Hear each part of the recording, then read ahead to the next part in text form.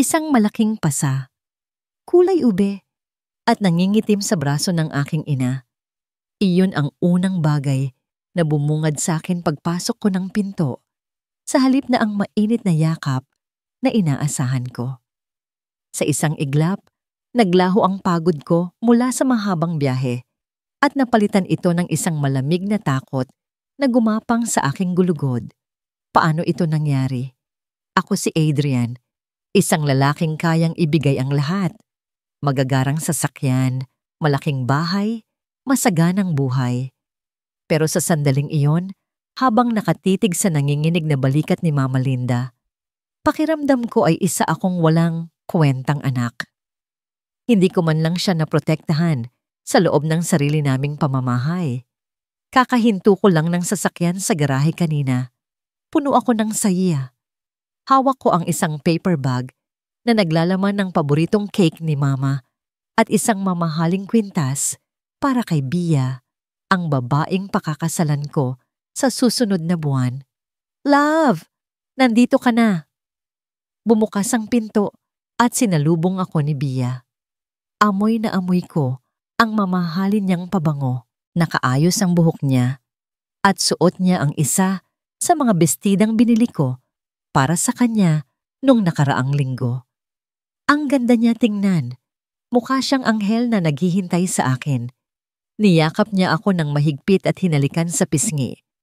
Sobrang namiss kita, Adrian. Buti naman at nakauwi ka na ng maaga. Malambing niyang sabi habang inaabot ang briefcase ko. Ngumiti ako at hinaplos ang pisngi niya. Siyempre, hindi ko pwedeng palampasin ang dinner natin. Nasaan si Mama? Biglang may dumaan na kakaibang anino sa mga mata ni Bia. Pero napakabilis niyon. Agad siyang ngumiti ulit. Pero parang medyo pilit na ito ngayon. Nasa sala siya, love. Nagpapahinga. Sagot niya. Pumasok ako sa sala at nakita ko si Mama Linda. Nakaupo siya sa paborito niyang rocking chair, nakatingin sa kawalan. Nang marinig niya ang mga yapak ko, dahan-dahan siyang lumingon. Kitang-kita ko ang hirap sa paggalaw niya. Dati, sasalubungin niya ako ng takbo kahit medyo masakit na ang tuhod niya. Pero ngayon, parang takot siyang gumalaw. Anak, Adrian, mahina niyang tawag. Lumapit ako agad at lumuhod sa paanan niya. Ma, andito na ako. May dala akong pasalubong. Aabutin ko sana ang kamay niya para magmano, pero bigla niyang iniurong ang braso niya ng mabilis. Napangiwi siya sa sakit at napahawak sa braso. Doon ko napansin. Bahagyang umangat ang manggas ng damit niya dahil sa pagkabigla. Doon ko nakita ang pasa. Mahaba ito at maitim, parang marka ng daliri ng tao na pumiga ng madiin sa balat niya. Nanlaki ang mga mata ko. Hinawakan ko ang braso niya. Maingat pero mariin. Ma, ano to? Bakit may pasa ka? Tumaas ang boses ko dahil sa halo-halong pag-aalala at galit. Mabilis na lumapit si Bia mula sa likuran ko. Hinawakan niya ako sa balikat para bang pinapakalma ako. Naku, love, yan na nga ba ang sinasabi ko? Mabilis na paliwanag ni Bia. Ang boses niya ay puno ng pag-aalala, pero parang rehearsed, parang praktisado. Nadulas kasi si Mama sa banyo kaninang umaga. Sabi ko naman kasi sa kanya, maghintay siya ng katulong kung gusto niyang maligo, pero mapilit siya. Ayan tuloy, tumama ang braso niya sa may lababo. Tumingin ako kay Bia. Ang mukha niya ay puno ng awa, pero ang mga mata niya, tuyo, walang luha. Binalik ko ang tingin ko kay Mama. Nakayuko lang siya. Nanginginig ang mga kamay na nakapatong sa kandungan niya. Ma, totoo ba yon? Nadulas ka? Tanong ko. Gusto kong marinig mula sa kanya. Nag-angat ng tingin si Mama. Saglit kaming nagkatinginan. Sa loob ng isang segundo, parang may gusto siyang isigaw. Nakita ko ang takot sa mga mata niya. Takot na hindi ko pa nakikita noon. Pero biglang sumulyap si Mama sa likuran ko, kung saan nakatayo si Bia. Pagkatapos ng sulyap na yon, yumuko ulit si Mama at tumango ng dahan-dahan. Oo anak, nadulas ako. Tanga ko talaga. Matanda na kasi. Garalgal ang boses niya. Huwag mo na intindihin. Wala ito. Tumayo si Bia at hinaplos ang likod ni Mama. Sige na ma, kumain na tayo. Pinaghanda kita ng sabaw, di ba? Para lumakas ka. Nakita ko ang bahagyang pagkabigla sa katawan ni Mama nang dumampi ang kamay ni Bia sa likod niya. Para siyang nakuryente. Tumayo ako, pero hindi nawala ang bigat sa dibdib ko. Buong gabi, pinanood ko silang dalawa. Si Bia, sobrang asikaso. Sinusubuan pa niya si Mama. Tawanan, kwentuhan. Ang ganda ng ngiti ni Bia habang nagkukwento tungkol sa wedding preparations namin. Ang ganda ng setup ng mesa. Pero sa kabila ng lahat ng ingay at saya na pinapakita ni Bia, parang may nakabarang tinik sa lalamunan ko. Hindi ko maubos ang pagkain ko. Panay ang sulyap ko kay Mama. Dati-rati, siya ang pinakamaingay sa hapagkainan. Magkukwento siya tungkol sa mga teleseryeng napanood niya o kaya tungkol sa mga halaman niya sa garden. Pero ngayon, nakatungo lang siya. Parang robot na ngumunguya. Love, alam mo ba na finalize ko na yung flowers para sa reception? Masayang sabi ni Bia habang nilalagyan ng tubig ang baso ko. White roses, gaya ng gusto ni Mama Linda. Di ba ma? Napapitlag si Mama nang banggitin ang pangalan niya. Mabilis siyang tumango, pero hindi siya tumitingin kay Bia. Oo, maganda yon. Halos pabulong na sagot ni Mama. Pinagmasdan ko ang kamay ni Mama habang hawak ang kutsara. Nanginginig ito ng kaunti. At napansin ko, sa tuwing gagalaw si Bia, kahit simpleng pag-abot lang ng asin o pag-inom ng tubig, napapapikit si Mama ng mabilis. Parang nag-aabang siya ng tama. Maayos ba ang pakiramdam mo, Ma? Tanong ko ulit. Hindi ko mapigilan. Binitiwan ni Bia ang kutsara niya at bumuntong hininga. Isang buntong hininga na parang pagod na nagpapaliwanag. Adrian, love. Hinawakan niya ang kamay ko sa ibabaw ng mesa. Ang lambot ng palad niya. Ganyan talaga si Mama lately. Minsan nakakalimutan niya kung sino tayo. Minsan, tulala lang siya. Sabi ng doktor, normal signs daw of aging. Kaya nga binabantayan ko siyang mabuti eh. Tumingin siya kay Mama na may halong awa. Kaya nga kahit pagod ako sa pag-aasikaso ng kasal, sinisigurado kong kumakain siya sa oras. Mahal na mahal ko ang mama mo, Adrian. Napatingin si Mama kay Bia. May dumaan na luha sa gilid ng mata ni Mama, pero mabilis niya itong pinunasan gamit ang likod ng palad niya. Salamat, Bia, sabi ni Mama. Pero ang boses niya, parang basag na salamin. Tumango na lang ako. Gusto kong maniwala.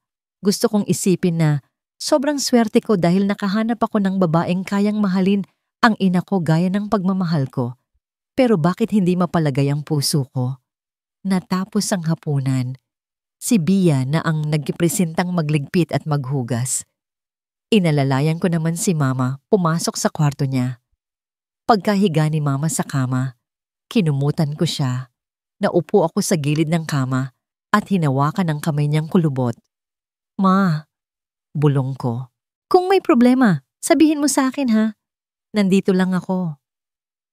Tinitigan ako ni Mama ng matagal. Ang mga mata niya, puno ng lungkot at mga salitang hindi niya mabigkas. Hinigpitan niya ang hawak sa kamay ko. Sobrang higpit. Mag-iingat ka anak, bulong niya. Mag-iingat ka palagi. Iyon lang. Pumikit na siya at nagtalukbong ng kumot. Lumabas ako ng kwarto na mabigat ang dibdib. Pagpasok ko sa master bedroom namin, nakahiga na si Bia. Nakasilk na pantulog siya. Nagbabasa ng magazine. Tulog na ba si Mama? Tanong niya nang hindi tumitingin.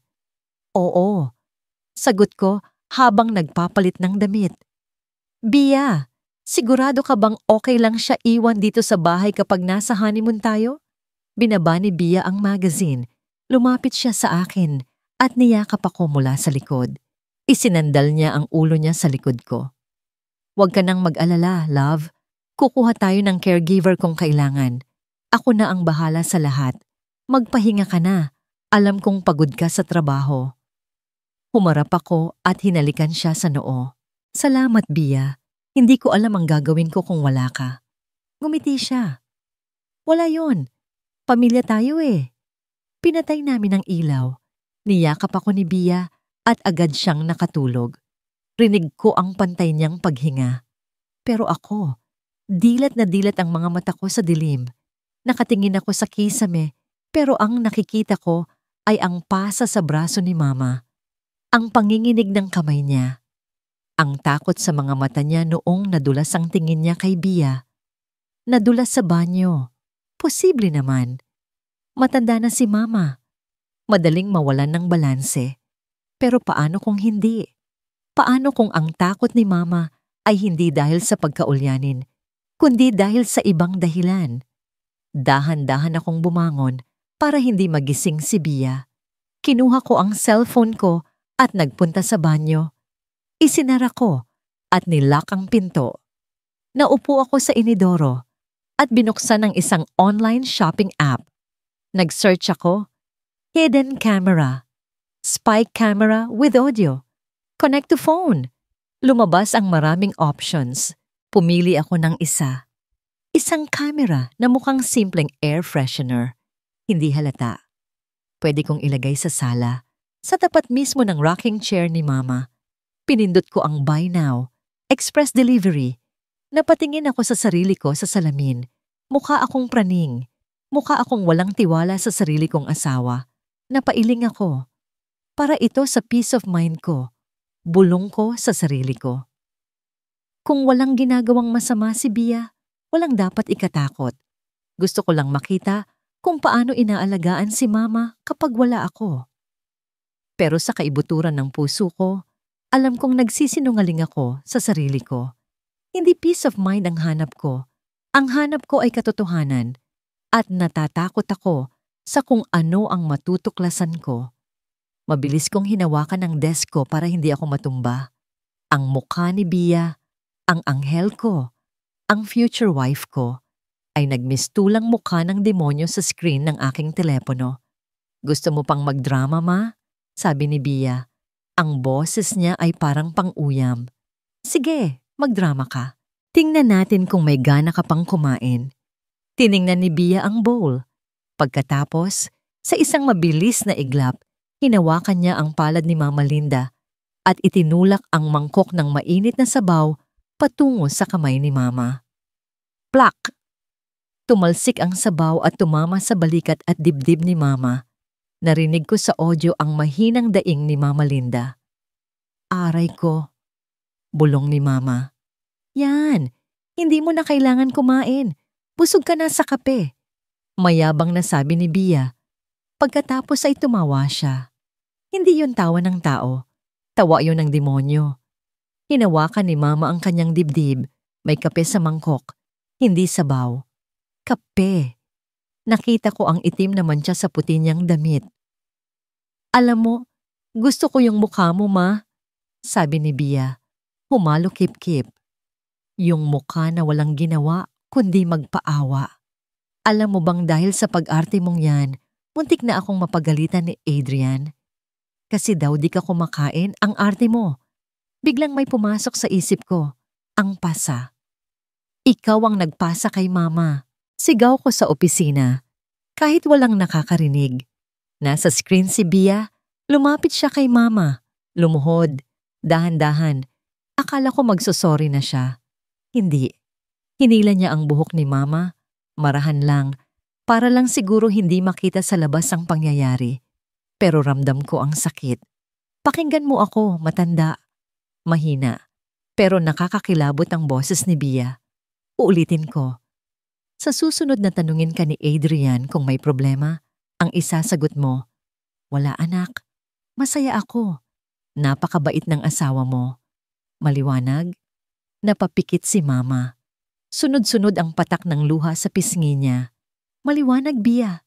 Nanginginig na sagot ni Mama. Magaling, sabi ni Bia. Tumayo siya, inayos ang damit. Bigla siyang ngumiti, yung nangiti na ipinapakita niya sa akin. Oh, ang kalat naman dito. Sige na, Ma. Ikaw na ang maglinis, exercise mo na rin yan. Kinuha niya ang tray at lumabas na sa frame. Naiwan si Mama Linda. Nakayuko. Nanginginig. Ang tanging naririnig ko na lang ay ang mahina niyang pag-iyak. Napahawak ako sa bibig ko. Nanginginig ang buo kong katawan. Para akong inatake sa puso. Ang babaeng papakasalan ko ay isang halimaw. Isang sadista. Hindi lang pala niya sinaktan ang pisikal na katawan ni Mama. Sinisira rin niya ang mental health ni Mama. Ito ang dahilan kung bakit nagiging ulyanin si Mama.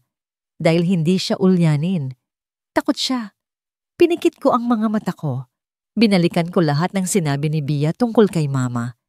Hindi na kasi nag-iingat si Mama. Madalas kasi siyang tulala. Nalulula kasi siya sa hagdanan. Lahat ay kasinungalingan. Gaslighting. Kinagat ko ang labi ko para pigilan ang pagsigaw. Kailangan kong kumalma. Kailangan kong mag-isip. Kinuha ko ang cellphone ko at tinawagan ang assistant ko. Hello, Sir Adrian. Huwag kang mag-alala. Hindi ako magpapahinga. May ipapagawa ako sa'yo. Napakahalaga. Confidential. Kahit si Bia, hindi dapat malaman. Malamig ang boses ko.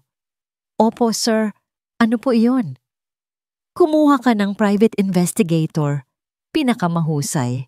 Gusto kong malaman ang lahat tungkol kay Bia. Lahat. Mga bank account, pamilya, kaibigan, kahit anong dumi sa buhay niya. Sabi ko. Pero sir, kasal niyo na po sa susunod na buwan. Gawin mo ang sinabi ko. Pinutol ko siya. At tumawag ka ng abogado.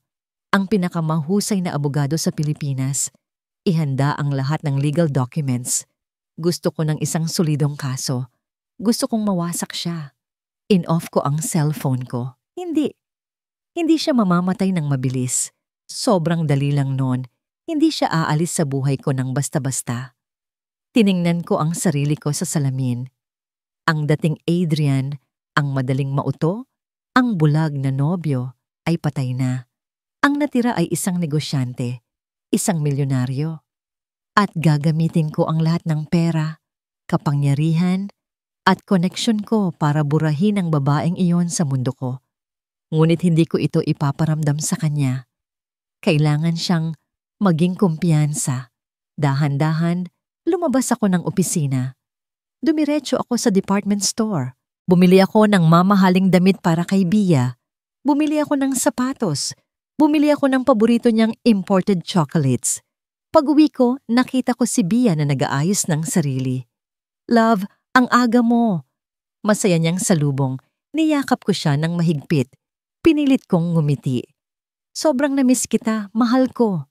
Sabi ko, tingnan mo, may pasalubong ako sa'yo at huwag kang mag-alala, love. Nabook ko na ang pinakamalaking venue sa susunod na buwan. Magiging perpekto ang kasal natin. Tiningnan ako ni Bia. Ang mga mata niya ay kumikislap sa tuwa. Hindi niya alam. Ang perang ginagamit niya para makita ang kinang sa mga mata niya ay ang parehong perang gagamitin ko para sirain siya. Nakatingin ako sa labas ng bintana. Ang ganda ng sikat ng araw. Ang ganda ng hardin na inalagaan ko. Pero wala akong maramdamang saya.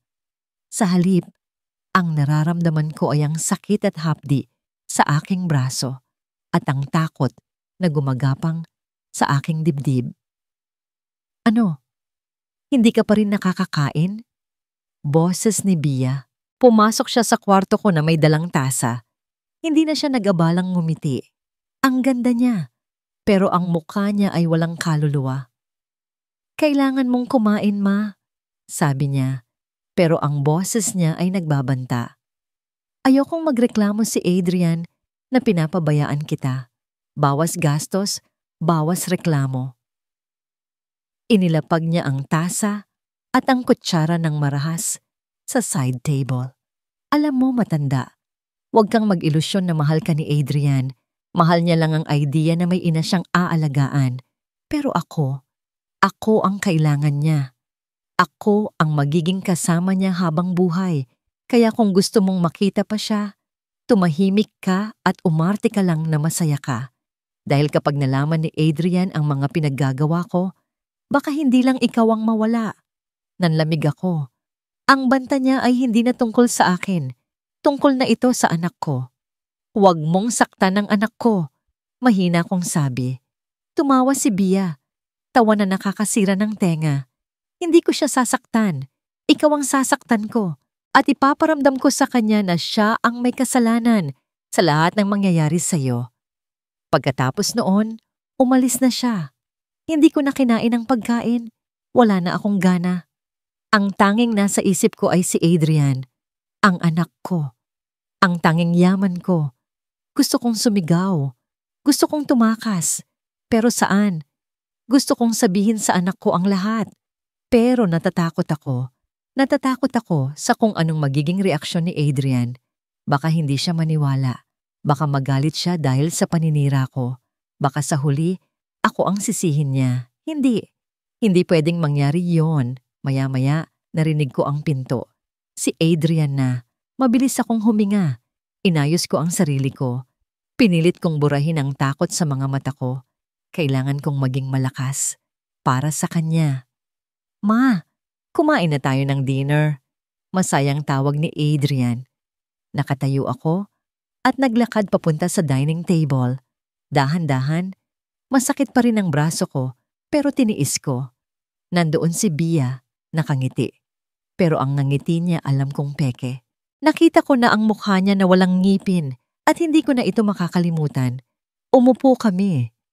Ang pagkain ay masarap pero wala akong lasa. Adrian, love, ang daming tao sa wedding natin. Nakakakaba. Sabi ni Bia. Humawak sa kamay ni Adrian. Huwag kang mag-alala, love. Everything is perfect. Just relax. Sagot ni Adrian. Ang boses niya ay kalmado, pero parang may kakaiba. Parang masyadong perpekto. Kinuha ni Adrian ang kutsara at kumuha ng isang piraso ng manok. Heto ma, tikman mo ito. Sabi ni Adrian. Inabot niya ang manok kay Bia. Heto love, subuan mo si mama. Tingnan mo, parang wala siyang gana.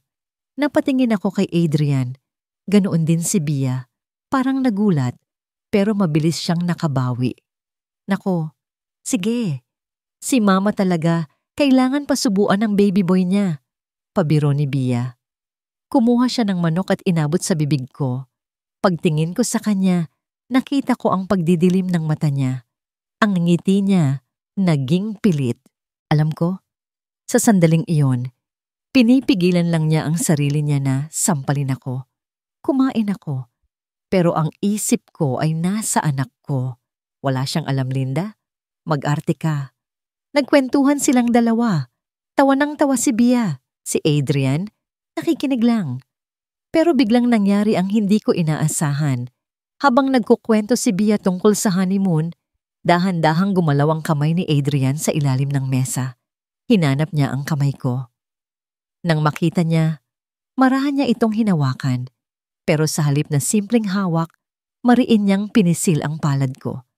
Isang pisil na puno ng pag-asa. Isang pisil na nagsasabing, alam ko ma, huwag kang mag-alala. Magtiwala ka sa akin. Naramdaman ko ang init sa mga mata ko. Alam niya. Alam na ng anak ko. Dahil dito, mas naging komportable ako sa pag-arte. Nagsimula akong ngumiti ng totoo. Hindi na ako natatakot. Dahil alam kong hindi ako nag-iisa. Kumuha ako ng kaunting kanin at nagkunwari akong masaya. Ang sarap ng luto mo, Adrian. Sobrang sarap. Pagkatapos ng dinner, inalalayan ako ni Adrian papunta sa kwarto ko.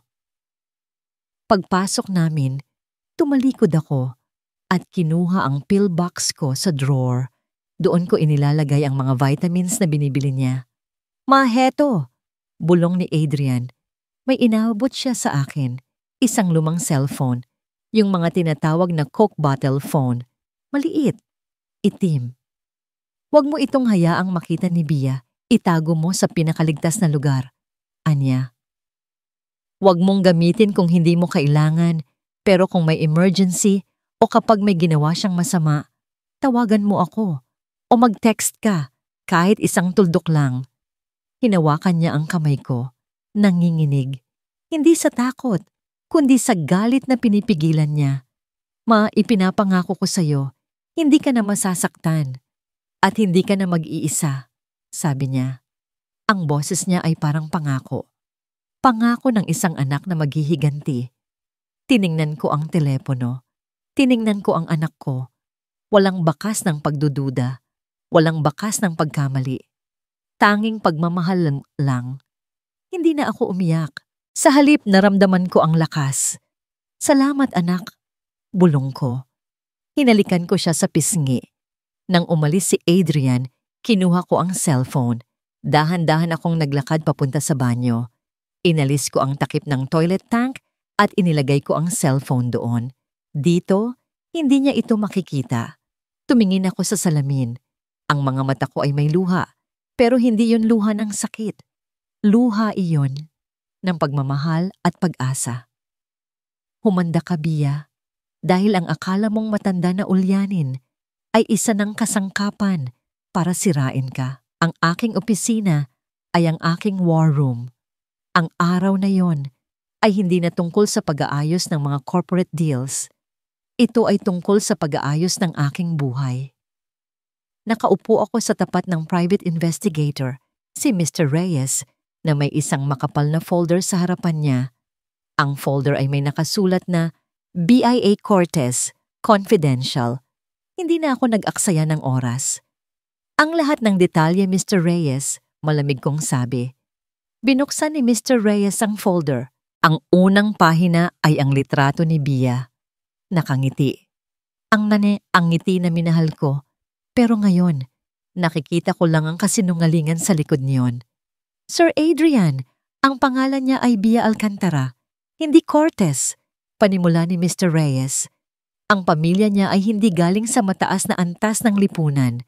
Sa katunayan, dating may-ari lang sila ng isang maliit na grocery store na nag-declare ng bankruptcy 5 years ago. Hindi ako nagulat. Ang galit ay matagal nang gumawa ng bahay sa dibdib ko. Ipagpatuloy mo. Ang mga Cortez na ipinakilala niya sa iyo ay inupahan lang. Patuloy ni Mr. Reyes. Ang totoong dahilan kung bakit nagmamadali siyang pakasalan ka ay dahil sa utang. Malaking utang, sir. Pagsusugal. Gambling addiction. Parang may sumuntok sa akin. Hindi dahil sa utang, kundi dahil sa katotohanang bawat sandali ng aming relasyon ay isa lang malaking pagganap. Pagkatapos, inilabas ni Mr. Reyes ang mga litrato. 5 litrato. Lahat ay nagpapakita kay Bia na may kasamang isang lalaki. Matapang ang mukha, may tattoo sa braso, nakasuot ng leather jacket. Siya si Rico. Siya si Rico Ramirez, sir.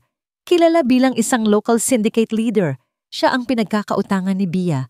At hindi lang iyon, may ugnayan silang dalawa. Romantic. Ang huling litrato ay parang kutsilyo na bumaon sa puso ko. Si Bia at si Rico naghahalikan sa likod ng isang bar. Ang araw na yon, 2:00 ng madaling araw, ay ang araw na sinabi sa akin ni Bia na nagkasakit siya at hindi makakasama sa company dinner. Napakuyom ang kamao ko. Nang sandaling iyon, nagring ang cellphone ko. Si Bia. Sinagot ko ito. Hello, love? Matamis kong sabi. Adrian, saan ka? Nandito na ako sa bahay, mag-dinner na tayo. Masayang sagot niya. Tiningnan ko ang litrato niya at ni Rico. On my way, love. May kailangan lang akong tapusin dito.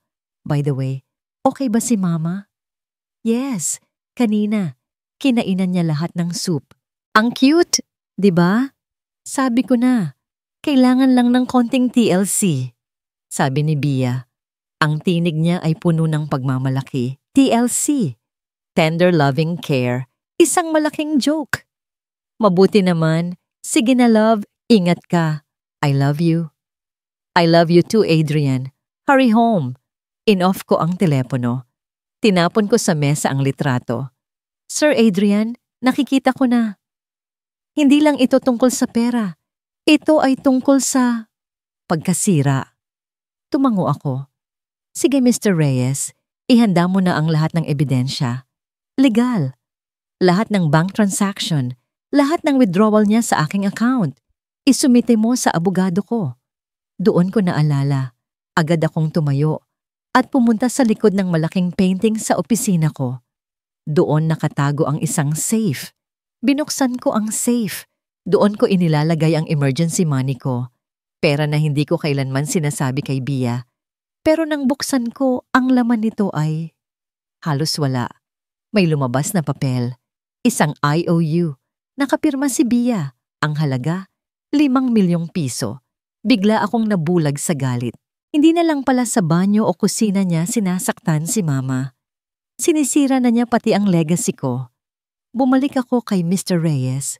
May huling utos ako, Mr. Reyes. Mag-hire ka ng pinakamahusay na videographer at sound system operator. At kumuha ka ng permiso sa pulis. Gusto ko ng backup sa weekend. Isang surprise party. Tiningnan ako ni Mr. Reyes. Para saan po, sir? Ngumiti ako.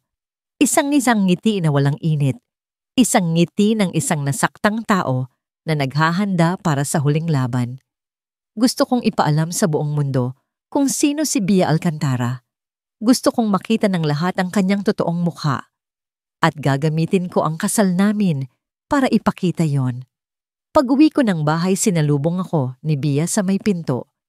Adrian, may kailangan akong sabihin sa'yo. Sabi niya. Hawak ang phone. Tumawag ang organizer. Sabi nila, may available daw na mas malaking venue this Saturday. Hindi na next month. Pwede daw nating i-move ang engagement party. Mas maganda yon. Mas makikita ng lahat kung gaano tayo kamahal. Tiningnan ko siya. Parang nagmamadali siya. Marahil ay dahil sa utang kay Rico. Kailangan niya na ng pera ko. Kailangan na niyang makasal. Pero hindi na ako natatakot. Hindi na ako galit. Kalmado na ako. This Saturday? Okay, sabi ko. Ngumiti. Kung yan ang gusto mo, love, gagawin ko. Bigyan natin sila ng isang party na hinding-hindi nila makakalimutan. Niyakap niya ako ng mahigpit. Thank you, Adrian. I love you so much. Hinalikan ko siya sa noo. Humanda ka, Bia. Ang grand ballroom ay nagliliwanag. Nandito ang lahat. Mga negosyante, politiko, socialites, lahat sila ay nakatingin kay Bia na nakatayo sa tabi ko. Suot ang isang designer gown na nagkakahalaga ng 6 na figure.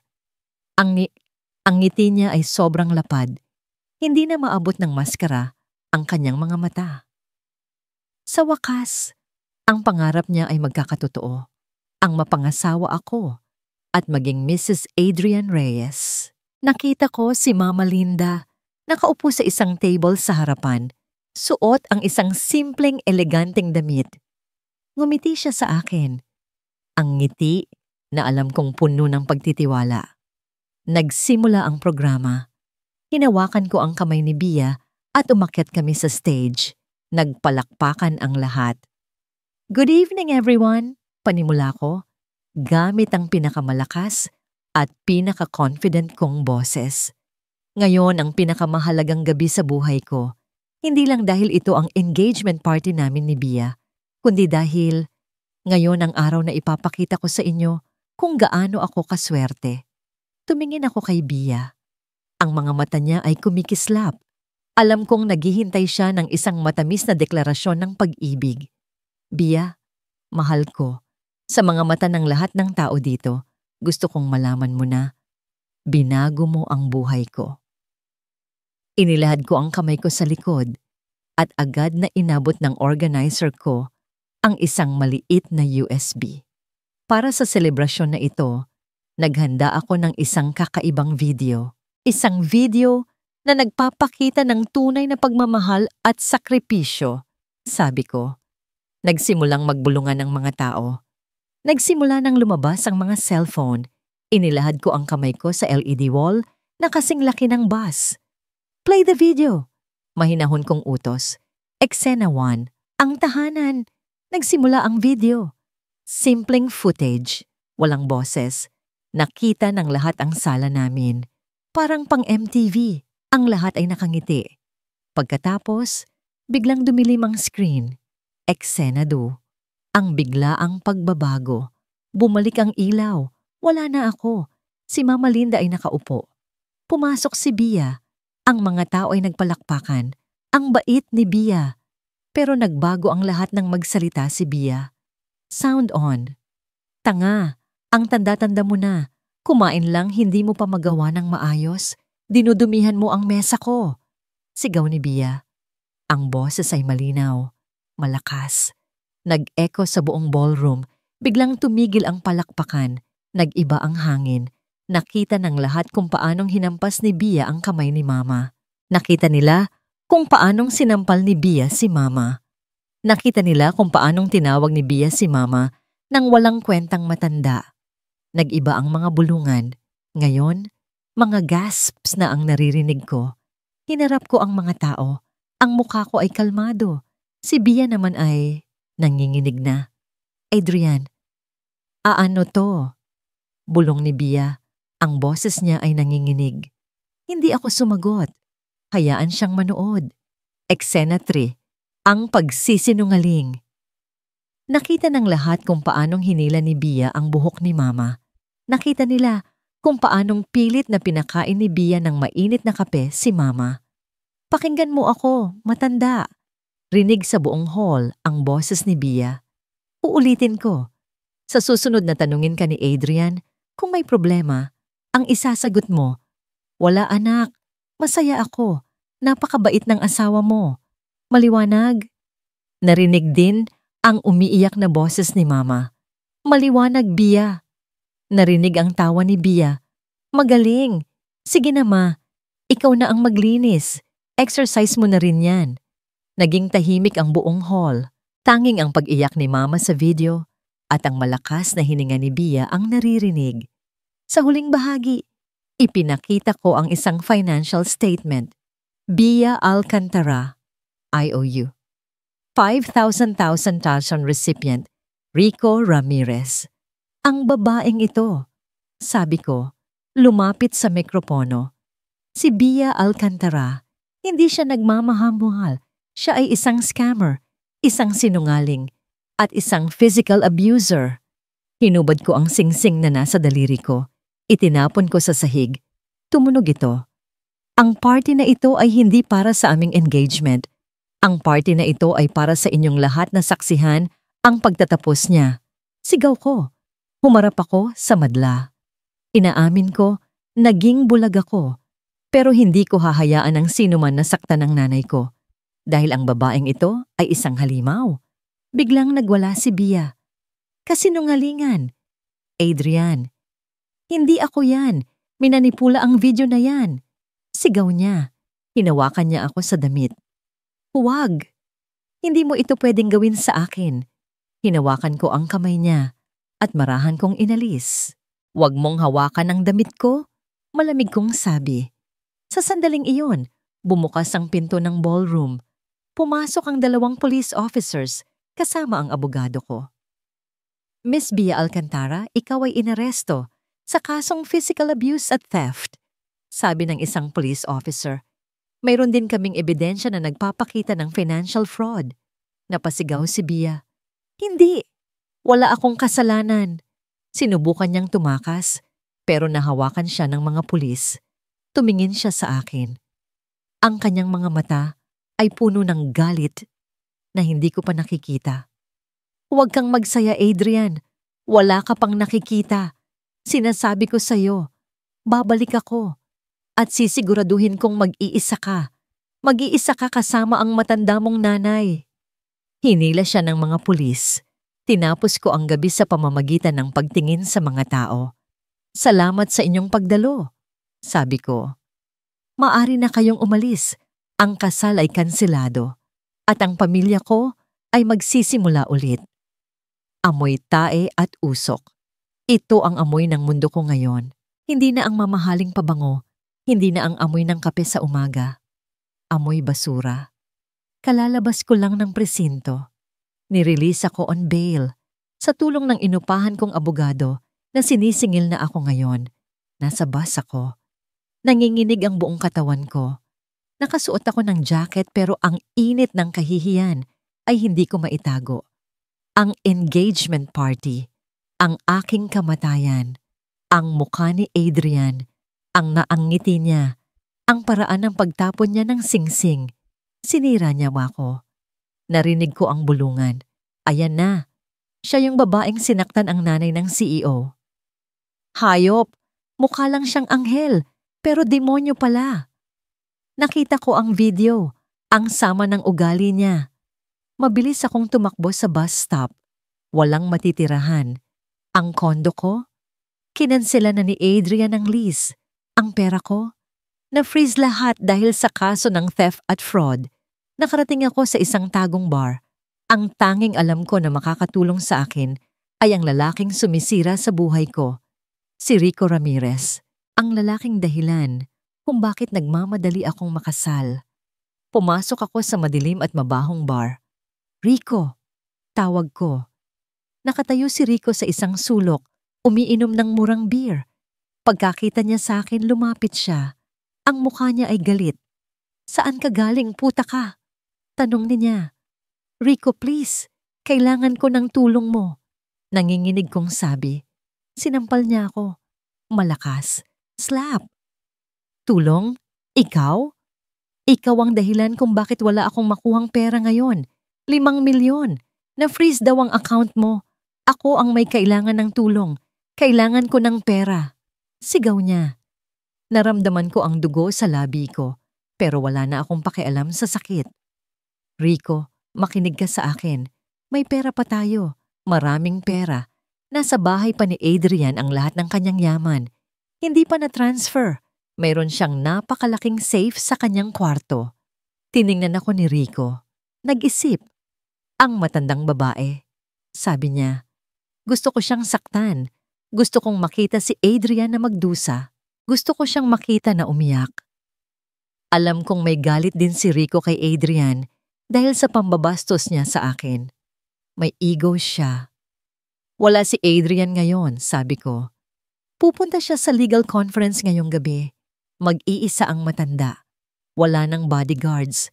Walang CCTV sa bedroom ni Mama Linda. Kasi, alam mo na, ngumiti ako.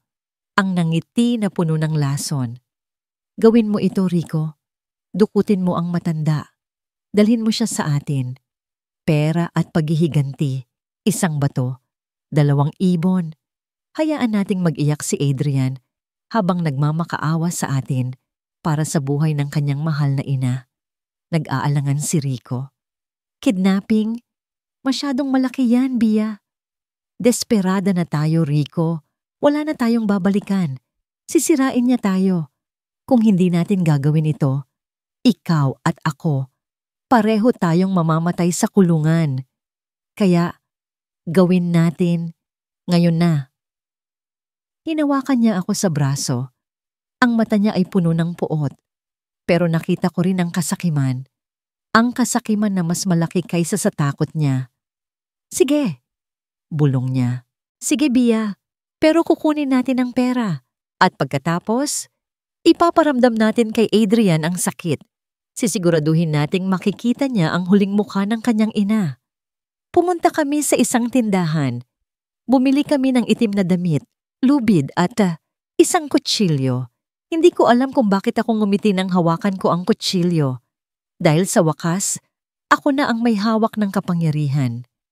Heto na, Adrian. Bulong ko habang nagmamaneho kami. Sinira mo ang buhay ko. Sisirain ko ang buhay mo. Malakas ang ulan. Parang umiiyak ang langit kasabay ng pighati na nadama ko noong nakaraang linggo. Pero ngayon, walang pighati. Ang tanging nararamdaman ko ay ang lamig ng aircon at ang kaba sa aking dibdib. Bago umalis si Adrian, pumasok siya sa kwarto ko.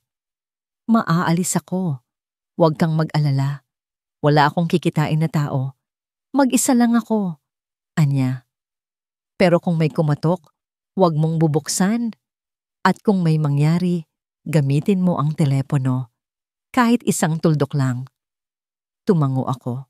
Alam ko ang ibig niyang sabihin. Umaasa siya na babalik si Bia at gagamitin niya ako bilang pain. Pero hindi ako natatakot. Hindi na. Nasa kama ako nagbabasa ng Biblia. Nakatago sa loob ng takip ng inodoro ang munting cellphone. Kring! Biglang namatay ang lahat ng ilaw. Nagdilim ang buong bahay, pati ang electric fan ay huminto. Agad akong bumangon. Brownout? O may nag-disconnect ng kuryente? Umupo ako sa rocking chair. Huminga ako ng malalim. Huwag kang matakot, Linda. Ang Panginoon ay kasama mo. Wala pang 5 minuto, narinig ko ito. Crash! Tunog ng basag na salamin mula sa ground floor, mula sa sala. Narito na sila. Mabilis akong tumakbo papunta sa banyo at kinuha ang maliit na cellphone. Dahan-dahan akong lumabas ng kwarto. Nakita ko ang anino ng 2 tao sa likuran ng pinto. Sumilip ako. Ang pinto sa harap ay bukas. May basag na salamin sa sahig. Tingnan mo. Natatakot na siguro yung matanda. Nagtago sa kwarto. Rinig kong sabi ng isang boses. Boses ni Rico. Pumasok sila sa sala. Nakita ko silang 2. Si Bia at si Rico. Pareho silang nakaitim. Pareho silang may balabal. Hahanapin ko ang safe. Ikaw, Rico. Kunin mo ang matanda. Utos ni Bia. Dahan-dahan akong naglakad papunta sa kwarto ni Adrian. Mabilis kong nilock ang pinto. Narinig kong umakyat si Rico. Bang, bang. Alam kong nandyan ka, matanda. Sigaw ni Rico. Lumabas ka na lang para hindi ka na masaktan. Nagpanik ako. Kailangan kong tawagan si Adrian. Dali-dali kong binuksan ang maliit na telepono. Nag-type ako ng isang tuldok. Send. Huminga ako ng malalim. Nakita ko ang isang bakal sa tabi ng kama ni Adrian. Bang! Sumabog ang lock ng pinto. Pumasok si Rico. Nakita niya ako at ngumiti siya. Isang nakakatakot na ngiti. Ayos, heto na ang panalo ko, sabi niya. Dali na, matanda. Sumama ka na sa akin. Huwag mo nang hintayin na masaktan ka pa. Lumapit ako sa kanya, pero hindi para sumuko. Hindi ako sasama sa'yo. Mahina kong sabi. Nagulat si Rico. Tumawa siya. Matapang na pala ngayon ang matanda. Sige, tingnan natin. Lumapit siya sa akin. Binitawan ko ang bakal at kinuha ang telepono. Sinindihan ko ang flashlight. Hindi ko siya itinutok sa mata niya. Itinutok ko ito sa kanyang mga paa. Nagulat siya. Sa isang iglap, inihagis ko ang bakal na natagpuan ko. Thud. Tumama ito sa kanyang balikat. Aray ko! Sigaw ni Rico. Sa sandaling iyon, narinig kong tumakbo si Bia papunta sa itaas. Rico! Ano yan? Nakita ako ni Bia. Ang mga mata niya ay puno ng galit. Pumasok siya. Wala kang kwenta, Rico. Sige na, ako na lang. Lumapit siya sa akin. May hawak na kutsilyo. Parang baliw. Ikaw ang may kasalanan. Matanda. Sisirain mo kami. Kaya, sisirain kita. Hinawakan niya ang buhok ko at hinila ako pababa. Napasigaw ako. Wala ka ng lusot, Bia. Sigaw ko. Hinarap niya ako. Meron, meron. May huli akong card. Kinuha niya ang cellphone niya. Nag-video call. Rinig ko ang boses ni Adrian na sumagot. Bia, bitawan mo ang mama ko. Ngayon na. Galit na boses ni Adrian. Hindi. Titingnan mo ako, Adrian. Titingnan mo kung paano ko siya patayin. Inilapit niya ang kutsilyo sa leeg ko. Ramdam ko ang lamig ng bakal. Sinasabi ko sa iyo, Adrian, magbigay ka ng 10 milyon o sa susunod na makita mo siya, nasa ataul na siya. Nanghina ako. Alam kong natatakot si Adrian. Pero biglang narinig ko ang boses niya. Hindi na ito galit, ito ay kalamado. Tingnan mo, Bia, sabi ni Adrian. Masyado kang nagmamadali. Ang ganda ng background mo.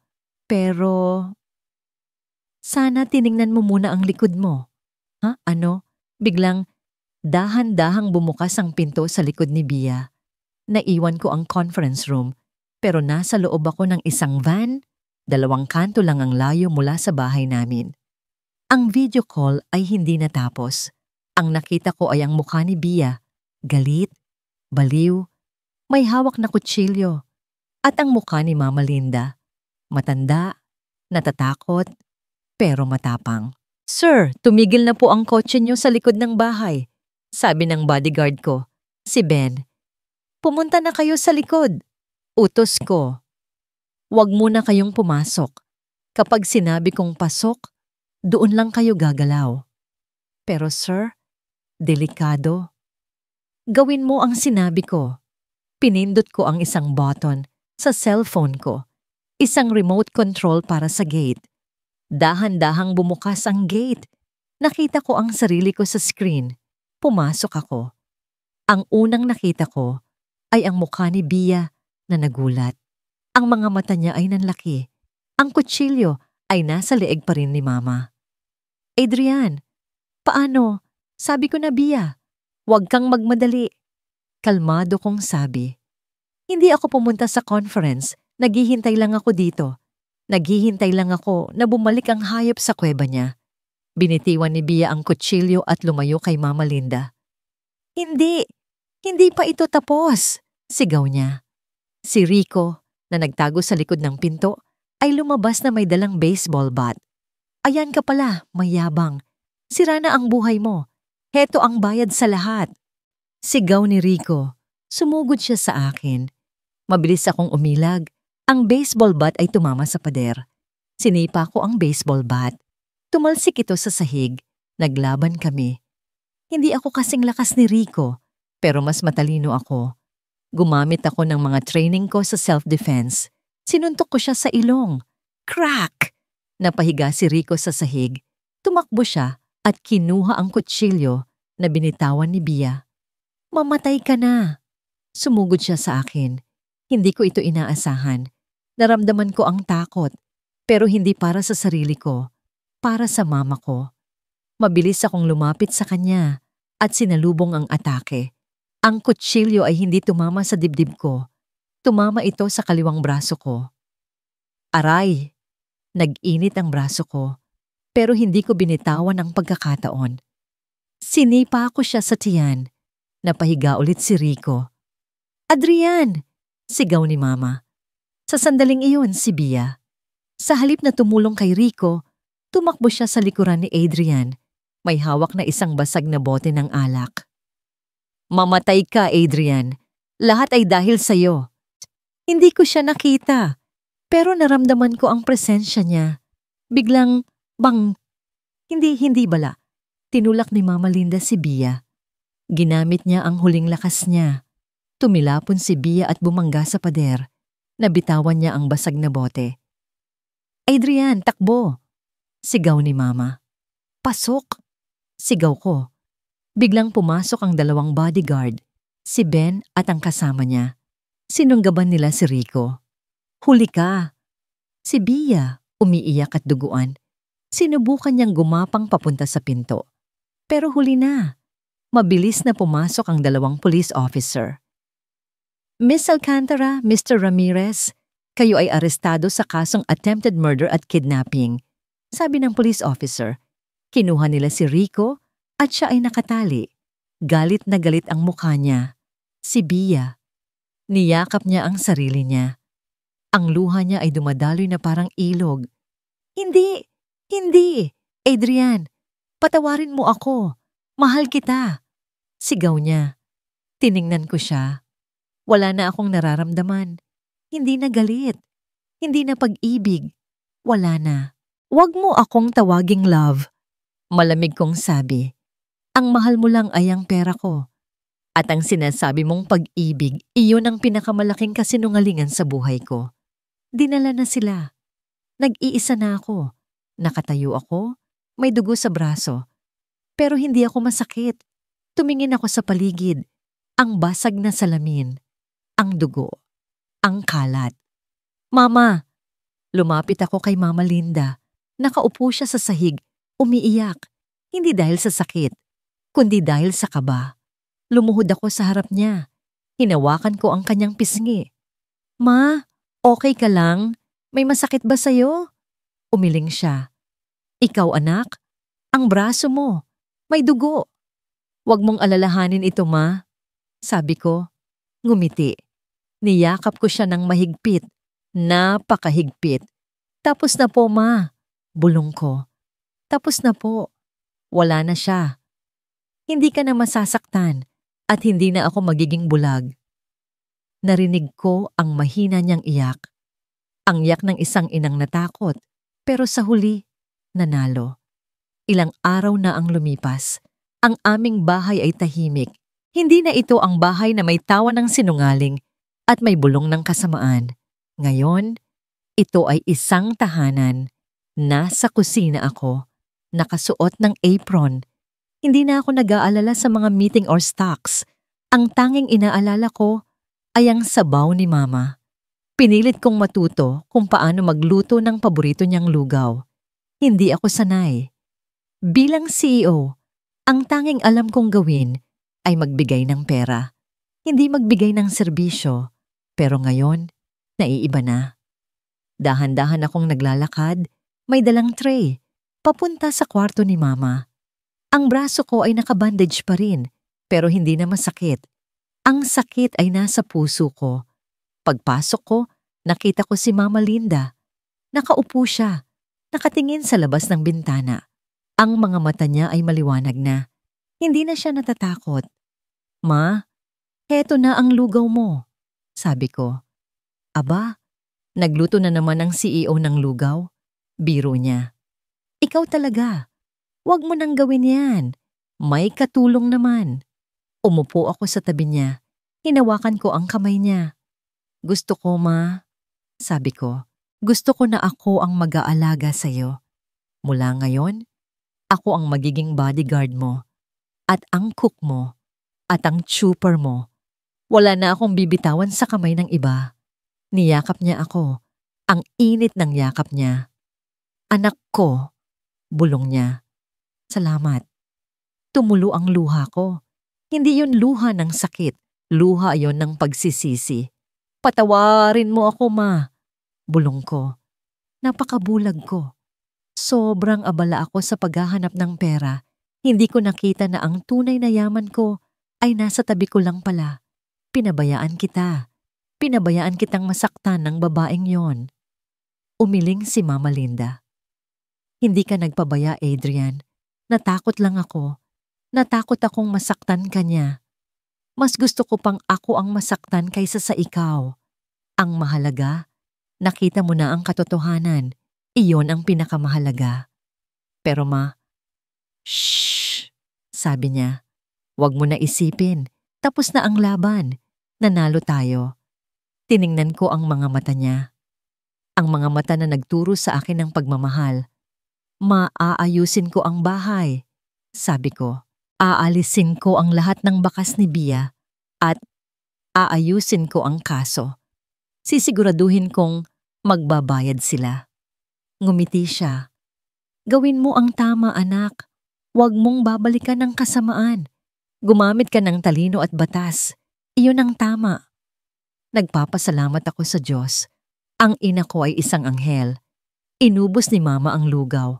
Pagkatapos, inalalayan ko siya at umakyat kami sa rooftop. Nakahanda ang 2 upuan. Tahimik kaming nakaupo. Pinanood namin ang pagsikat ng araw, ang ganda, ang kalmado. Dati, pangarap ko lang, Adrian, ang maging successful ka. Sabi ni Mama. Nangyari iyon. Pero ngayon, ang pangarap ko ay maging masaya ka at maging ligtas ka. Hinawakan ko ang kamay niya. Masaya na po ako, Ma. Sabi ko. Dito, sa tabi mo. Wala na akong hahanapin pa. Ang lahat ng pera, ang lahat ng katanyagan ay walang kwenta kumpara sa ngiti ng aking ina. Ang pag-ibig ko para kay Bia ay isang ilusyon. Ang pag-ibig ni Mama sa akin ay ang tanging totoo. Tiningnan ko ang araw. Ang sikat nito ay parang bagong simula. Binalik ko ang tingin ko sa aking ina. Nakita ko ang isang bakas ng pasa sa braso niya. Pero ito ay gumagaling na. Parang ang sakit sa puso ko, gumagaling na rin. Ang aming laban ay tapos na. Panalo ang kabutihan. Panalo ang pag-ibig ng ina.